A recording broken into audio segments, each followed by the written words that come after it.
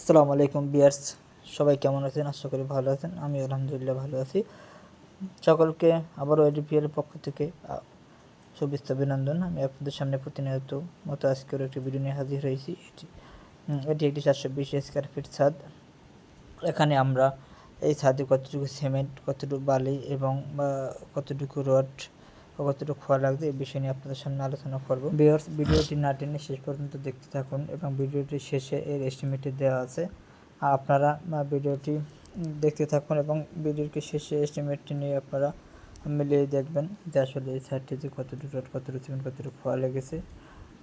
Viewers, আপনাদের একটি কথা না বললেই নয়, ছাদ সম্পর্কে কিছু কথা না বললেই নয়। যেমন আমরা মালিকপক্ষ অনেক সময় অনেক ভুল করি। যেমন এই ছাদ ঢালাইয়ের সময় সর্দার বেশিরভাগ সময় ঢালাই সর্দারকে ছাদ আমরা কন্ট্রাক্টে ঢালাই দিয়ে থাকি। আসলে বিষয়গুলো আমাদের একটু বিবেচনায় রাখতে হবে, যেন তাদেরকে দিলেও আমাদের মিস্ত্রি যেন দক্ষ মিস্ত্রি দ্বারা আমাদের ছাদের ফিনিশিংয়ের জন্য আমাদের দক্ষ মিস্ত্রি রাখতে হবে, তারা যেন আমার ছাদটি ফিনিশিং দেয়।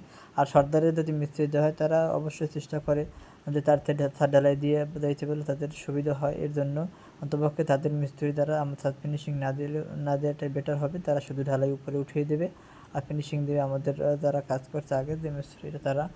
সেক্ষেত্রে আমাদেরকে অভিজ্ঞ মিস্ত্রি দ্বারা আমার বাড়ির কাজটি করাতে হবে। হয়তো একটু রেট বেশি যাবে, তাতে গেলেও আমার কাজটা সুন্দর ভালো হবে এবং এটি মানসম্মত হবে। এর জন্য আমরা অনেক সময় মালিক চিন্তা করি যে ছাদ ঢালাই বা ছাদ বা বিল্ডিংয়ের কাজ একটু কম রেটে পাইলে আমরা কাজ করানোর চেষ্টা করি। আসলে সেটা করানো উচিত না।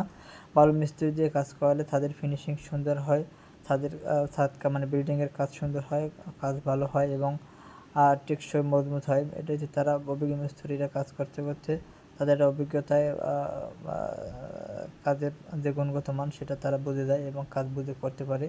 এর জন্য সবসময় আমাদের চিন্তা করা উচিত যে ভালো একজন মিস্ত্রিদের আমাদের কষ্টটাকে করা। ধন্যবাদ। ভিডিওটি ভালো লাগলে ভিডিওটি শেয়ার দিয়ে পেজটি ফলো দিয়ে পাশে থাকবেন।